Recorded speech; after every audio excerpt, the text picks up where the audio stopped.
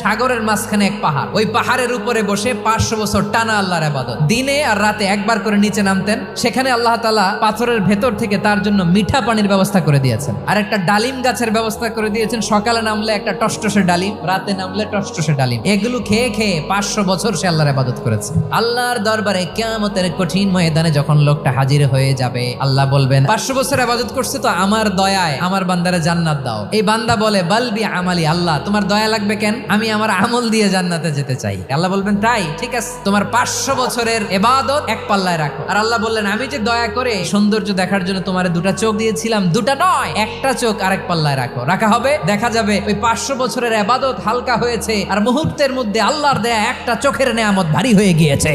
ফলাফল দেখো, হিসাব বলে তুমি এখন জাহান্নামে যাবা, যাও এবার জাহান্নামে যাও। এবার লোকটা কাচুমাচু করে বলে আল্লাহ এবার আমি বুঝতে পেরেছি তোমার দয়া ছাড়া দুনিয়ায় কেউ জান্নাতে যেতে পারবে না।